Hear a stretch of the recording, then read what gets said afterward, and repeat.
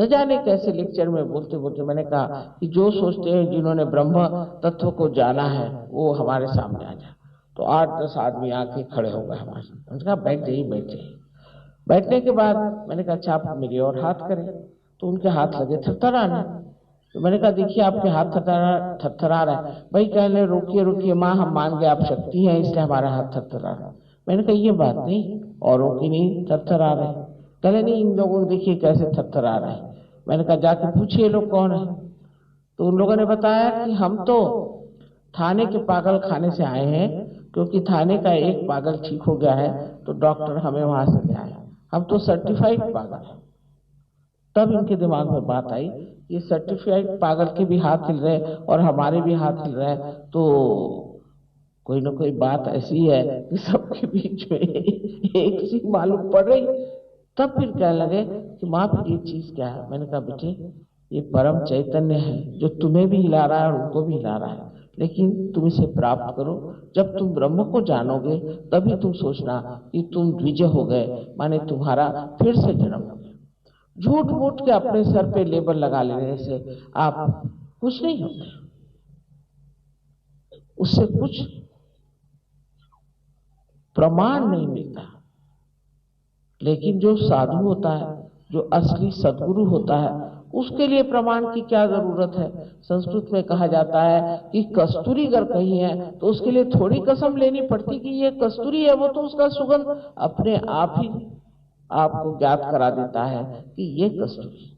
इसी प्रकार आपके अंदर जो शक्तियां हैं, जब तक उसका प्रादुर्भाव नहीं होगा, जब तक उसका प्रकाश फैलेगा नहीं, सिर्फ कहने से क्या आप विश्वास कर लेंगे या कोई भी विश्वास कर लेगा कि आप बहुत बड़े आत्मा हैं या आप बहुत बड़े धार्मिक हैं या आप ऐसा कोई जीव है कि जो बहुत ही पूर्व जन्म के सुकृत के साथ इतना पुण्यवान आत्मा है।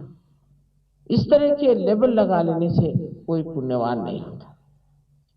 दूसरी बात ये भी कही जाती है, आज ही एक साहब ने मुझसे कहा कि कर्म करने से मनुष्य स्वच्छ हो जाता है। मैंने कहा मनुष्य कर्म क्या करता है? जब तक ये भावना आपके अंदर है कि आप कर्म कर रहे हैं तब तक आप स्वच्छ है ही नहीं। आपके अंदर अहंकार बैठा जा रहा है और वो अहंकार जो है वो आपको बता रहा है कि आप ये कर्म कर रहे हैं, आप वो कर्म कर रहे हैं। पर वास्तविक हम लोग कर्म क्या करते हैं? कोई चीज मर गई, कोई पेड़ मर गया तो उससे फर्नीचर बना दिया, या कहीं पत्थर थे जो मरे हुए थे उनसे ला करके आपने अगर मकानात खड़े कर दिए तो आपने क्या बड़ा भारी काम कर लिया?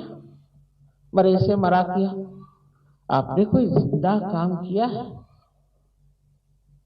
सहयोग के बाद जब आप पार हो जाते हैं तो आपके हाथों से कुंडलिनी उठती है। इस तरह से एक बहुत बड़े साधु थे और बड़े मशहूर थे, तो वो मुझसे कहने लगे कि माँ इन सब लोगों को आप क्यों मोक्ष दे रहे हैं, इनको क्यों इनकी शक्तियां दे रहे हैं? मैंने कहा साहब ऐसा है कि हम क्यों दे रहे हैं ये तो आप हमसे मत पूछिए, लेकिन हम दे जरूर रहे हैं। और ये सोचिए कि हाँ हमारी मर्जी, जिसे चाहे दे। आप हमारे ऊपर जबरदस्ती करने वाले कौन होते हैं?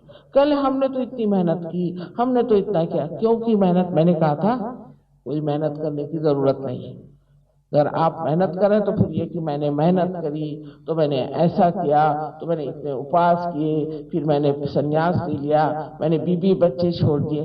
मैंने कहा था आपसे, आपने क्यों किया?